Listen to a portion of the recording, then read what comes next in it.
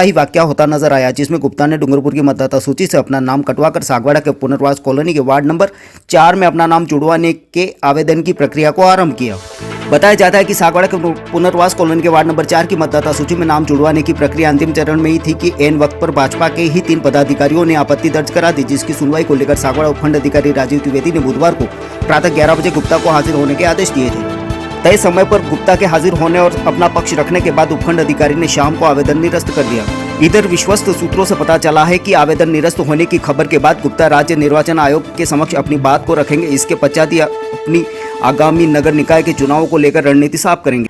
बता दें कि नगर निकाय के चुनाव की घोषणा के बाद गुप्ता डूंगरपुर की तर्ज पर सागवाड़ा को भी एक मिसाल के तौर पर रखने की दृढ़ इच्छा शक्ति को लेकर सागवाड़ा पालिका चुनाव में अपनी टीम उतारने की तैयारी में है और डूंगरपुर को विश्व पटल पर पहुंचाने वाले गुप्ता को सागवाड़ा की आम जनता का जबरदस्त समर्थन भी मिल रहा है। माना जा रहा है कि यही वजह है कि पालिका अध्यक्ष के ख्वाब देखने वाले अन्य पार्टियों के नेताओं की जमीन खिसकती दिख गुप्ता की राह को रोकने की एक कोशिश के रूप में इस पूरे मामले को देखा जा रहा है। ये दिगर बात है कि इससे पूर्व भाजपा का बोर्ड होने के बावजूद आम जनता असंतुष्ट है। संभवतः इसी कारण गुप्ता को लेकर सागवाड़ा की जनता में रुझान ही नहीं, जबरदस्त उत्साह भी नजर आ रहा है। गुप्ता के आवेदन निरस्त होने की खबर के बाद रोष प्रकट करते हुए स्थानीय नेताओं को कोसती हुई दिख रही है। ऐसे में सागवाड़ा की जनता की भावनाओं और उम्मीदों के अनुरूप गुप्ता का अगला कदम क्या होगा, इसका सागवाड़ा की जनता बेसब्री से इंतजार कर रही है।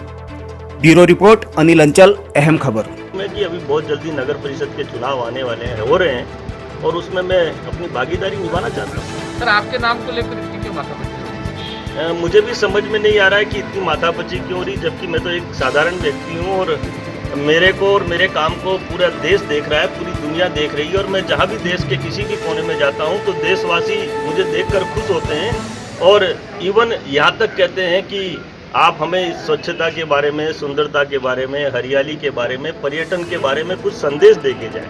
मैंने पूरे राजस्थान में ये संदेश दिए हैं और मुझे मेरे काम पर इतना भरोसा है कि मैं देश के किसी भी कोने में जाकर अगर चुनाव लड़ता हूं तो दुनिया की कोई ताकत मुझे नहीं हरा सकती। ये लोगों को परेशानी हो सकती है। सबसे पहले तो मैं आपका धन्यवाद अर्पित करता हूं और देखिए, हमने जो काम डूंगरपुर में किया है उस डूंगरपुर के ऊपर केवल राजस्थान के लोगों की नहीं, पूरे देश और अंतर्राष्ट्रीय स्तर के लोगों की उस पर निगाहें हैं। चाहे देश के प्रधानमंत्री की बात करूं, चाहे राष्ट्रपति की बात करूं, चाहे उपराष्ट्रपति की बात करूं, चाहे राजस्थान के मुख्यमंत्री की बात करूं, हमें काम करने की अद्भुत शक्ति है। एक प्लानिंग है, एक विजन है और उस विजन और प्लानिंग से हम राजस्थान के पूरे निकायों को बहुत स्वच्छ, सुंदर, हरा भरा बना सकते हैं। अगर मुझे सागवाड़ा काम करने का मौका मिला तो मैं सागवाड़ा की जनता को विश्वास दिलाता हूँ 6 माह के अंदर अंदर सागवाड़ा की फितरत बदल दूंगा और सागवाड़ा के अंदर रहने वाला छोटे से छोटा बच्चा और बड़े से बड़ा बुजुर्ग अपने आप को आनंदित महसूस करेगा। वो काम करने की ताकत मेरे में है और मैं निश्चित रूप से ये सब कुछ करके शहर की जनता को सौंपने का। तो 6 महीने 1 दिन के बाद मैं जो भी सीट पे बैठूंगा उस सीट को सदा के लिए छोड़कर यहाँ से चले जाऊंगा। धन्यवाद।